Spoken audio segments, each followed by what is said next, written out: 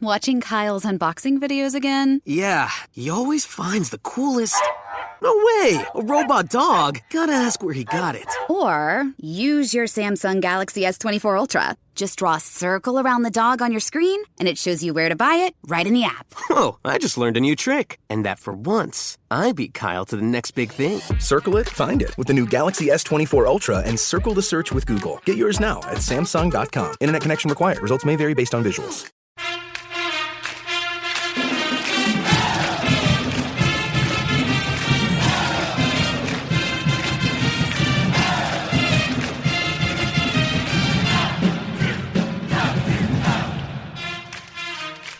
Hey there, Duke fans. It is DBR podcast time, episode number 401 coming at you. I am Jason Evans, and get this, people, I'm alone today. It's just me. Sam is on the ski slopes. Donald is traveling.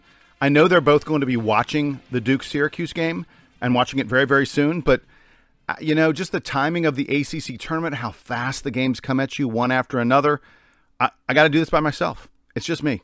So I hope you will tolerate as I discuss very briefly. This won't be a long podcast, but me, Jason Evans, I will be discussing Duke's 88-79 victory over the Syracuse Orange in the, not the first round, but Duke's first game of the ACC tournament, the quarterfinals for the Blue Devils.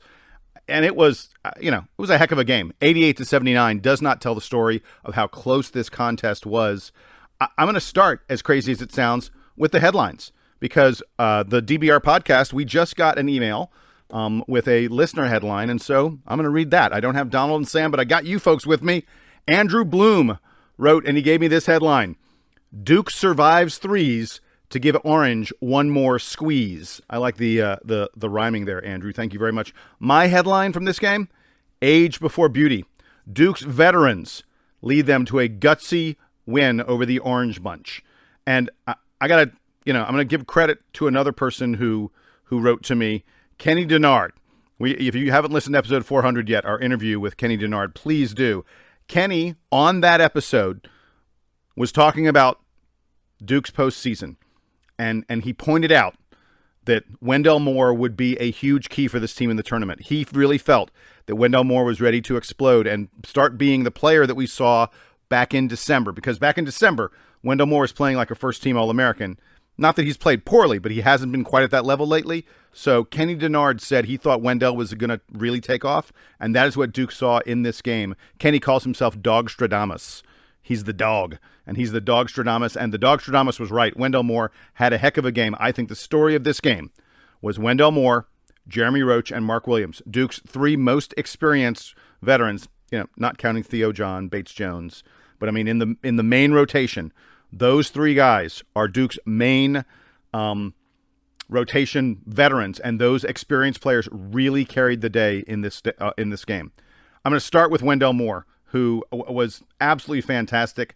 I loved the fact that he was able to score and be a facilitator at the same time. 26 points in this game, a career high for Wendell Moore, and 8 assists. And boy, none bigger than the one he had to Jeremy Roach to really cement the game. I'll get to that again in a moment. Wendell only had 3 rebounds, but that's fine. He didn't have one of his 10 5-and-5 games. I can live with that because Duke was doing a great job of rebounding with other players, and Wendell was doing what he needed to go out and push the ball up the floor. One of the big differences in this game was Duke's ability to get out in transition, to get fast break baskets, to get stuff before Syracuse could get that zone. And by the way, Syracuse played both their usual 2-3, and they also played like some junky defenses as well. But Wendell Moore wanted to get Duke out there running before Syracuse could get their defense set. That was a big key to this game. 26 points, 8 assists, 3 rebounds. I thought Wendell was fabulous in the final 10 minutes. He just seemed completely in control of this game. The other guy you got to talk about, though, is Jeremy Roach. I'm gonna recount for you very quickly now. This is going to be every basket Jeremy Roach had in the second half, because it was just like nothing but big baskets for him. At 12:30, with 12 and a half minutes left, Duke had trailed the entire second half to that point. Jeremy Roach made a three-pointer that gave Duke the lead 60-58. Just a huge moment in the game.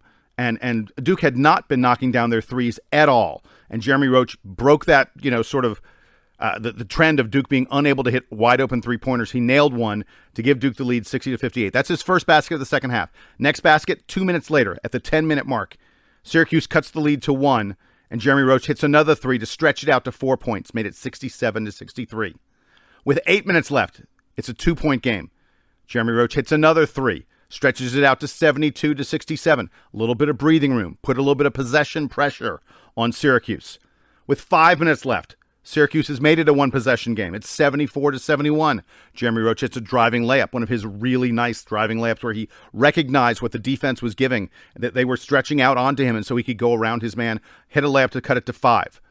With 4.5 minutes left, just 30 seconds later, Syracuse drains a 3, makes it a 2-point game again, and Jeremy Roach got fouled and calmly hit 2 free throws to put Duke up 4. Again, possession pressure, making Syracuse feel like they have to score because Duke has, more than a one-possession lead. And then, of course, the biggest shot he hit, the biggest shot of the game.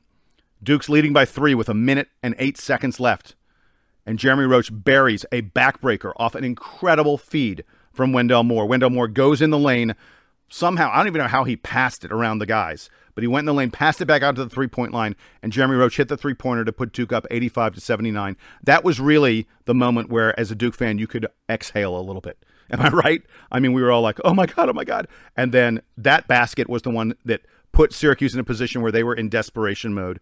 And even though Syracuse had been burying three-point shots, difficult shots the whole way, in the final minute, they really struggled to get, even the difficult looks they were getting earlier, and they put up poor shots, and Duke extended the lead out as a result of that. Look, this was a game where even though Duke struggled a lot to knock down shots, I mean, my goodness, the number of open three-pointers that we missed in the first half, it was just awful. It was really frustrating. But still, Duke assisted on 24 of our 32 baskets in this game. 75% of our baskets came off assists, and that's what you have to do against a Syracuse team. And I think the big difference for Duke was we started attacking the basket in the second half. In the first half, we were moving the ball around, looking to get threes. In the second half, we started moving the ball around, looking to get twos, looking to get good twos, looking to get shots in the lane, or to get the ball in the lane and then kick it out for the 3. Mark Williams, I've talked about Wendell Moore. I've talked about Jeremy Roach. Time to talk about Mark Williams, our third really experienced player that carried us in this game. Mark Williams had only 2 shots, took only 2 field goals in the first half, missed both of them, by the way. In the second half, he was 7 of 9, and one of those misses, by the way, was a missed dunk on a lob, which I never see from him. It was very strange to see that. But in any event, 7 of 9 from the field in the second half. He had 15 points, 8 rebounds in the second half, 16 rebounds total, but 8 of them in the second half, and 3 blocked shots, all of them in the second half. Mark was absolutely dominant in the middle, controlled the paint. You saw Syracuse guys, even when they would get inside, they were afraid to shoot because Mark was going to reject it or force them to change it or something like that. And he was just, I feel like Mark Williams has been arguably Duke's best player over the past month, maybe even month and a half. And he showed it again in this game. I mean, he's been truly outstanding so far. And then I also want to talk very briefly about Paolo Banchero. Paolo gets 10 points, 10 rebounds, 7 assists, almost a triple-double. 10 points, 10 rebounds, 7 assists, 5 steals. But Paolo had 4 turnovers. He shot just 3 of 9 from the floor. He had some terrible three-point misses. It seems to me like he's still taking forever to decide what he wants to do. He still feels unsure of himself. He just needs to react more and think less. But I love the fact that in a game where he was really struggling with his shot, where he couldn't hit out, I think he had an air ball. It wasn't an air ball, but he took a three-pointer at one point that didn't touch anything other than backboard. It was bad. I think even though he's still really struggling with that shot, I like the fact that he is recognizing ways he can help his teammates. Those 7 assists were big. He had several that were really great assists. A lot of the three-pointers that Duke was taking in the second half, we were taking off of balls from Paolo Banchero. So that was just outstanding. And then really quickly, I just want to mention Trevor Keels. He missed. He had some terrible three-point misses, but Trevor did a nice job of taking the ball to the hole. He did a pretty decent job, I thought, of figuring out where he could be effective. and Trevor ends up shooting 6 of 11 on the game. He got 14 points. It was quiet. Like I didn't feel like I noticed a lot of big baskets from Trevor Keels, but 14 points, I'll take it any day, anytime I can. A really nice game from him. And then I did want to mention 2 other things very quickly. First one is we've just gotten word fairly recently that Duke had a little bit of food poisoning, that they were dealing with some illness on the team. And A.J. Griffin apparently was one of the guys who really was suffering from the food poisoning. A.J. Griffin, after only taking 5 shots against UNC, only took 3 shots in this game against Syracuse. He just didn't seem to be himself.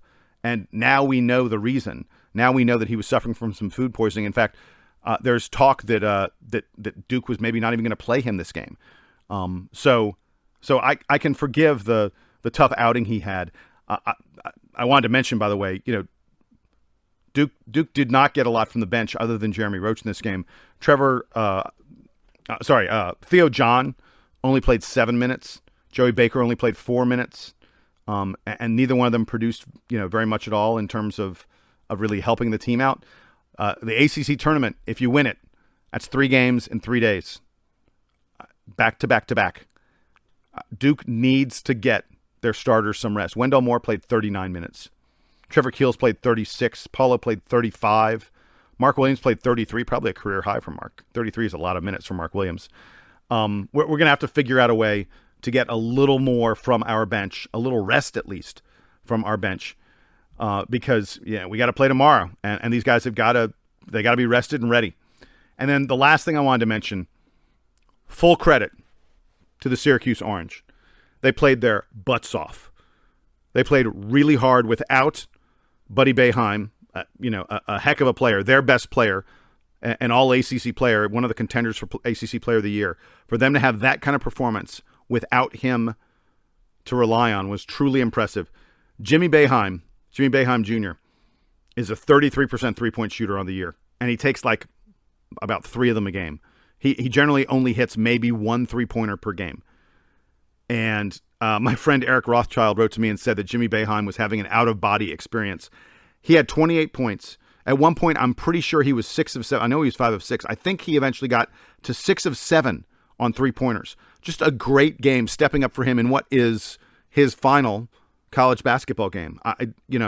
It was tough for it to be against Duke, but by all accounts, a good kid, and I'm glad he could go out on such a high note.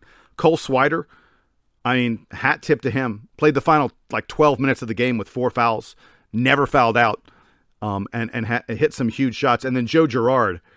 Folks, if you've been following Duke recruiting over the years, you know that Duke was after Joe Girard at one point. And Girard, I think, saw that he's from New York, so Syracuse was a more natural landing spot for him, and I think he probably saw that he could get more playing time at Syracuse. But, man, he carried them in the first half. Joe Girard had 23 points. He was truly outstanding, and Syracuse again and again and again was hitting really difficult shots. Duke gave up a lot of points to Syracuse. They scored 79, and that's a great scoring output. But it wasn't because Duke was playing terrible defense, I thought. I thought Duke was doing just fine. Syracuse was making really, really difficult shots. They were taking contested, deep, on the move, off the dribble 3-pointers and nailing them, while Duke, especially in the first half, wide open. Guys could have taken time to lean down and tie their shoes before they took their 3-pointers, and we were missing them left and right. I don't want to see another game like this where Duke misses this many wide open 3-pointers, because we probably won't survive if we do. All right, I've rambled on for about 15 minutes. My throat is giving out. I need to stop and take a breath to have a little bit of water, but I'm not going to. I'm going to wrap up this podcast first. It's a quick one. Like I said, it's just me, just Jason, no Sam and Donald, but I tried to get it out there so all you folks would have something to listen to. I don't think we're going to do one of these after the semifinal game. I'm hoping and praying that Duke wins the semifinal and is in the finals. I think probably we'll be back with you after the ACC finals are done, right before we get a NCAA tournament draw on Sunday. But until then, for Sam and Donald who are not here, I am Jason. I am here. And here is the Duke Band to play us out and take us home.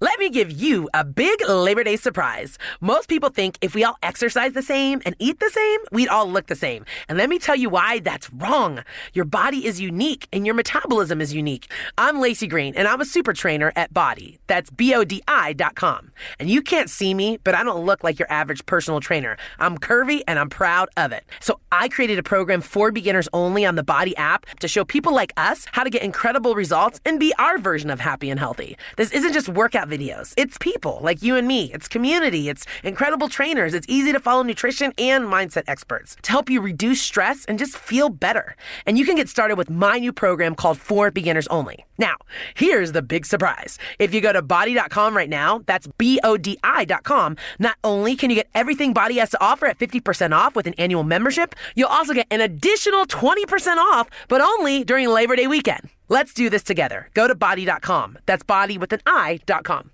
The golden age of travel is back in the Palm Beaches. Relax on sun-kissed beaches with cleaner sands and fewer crowds. Experience the original, the one, the only, the Palm Beaches. Plan your trip at thepalmbeaches.com.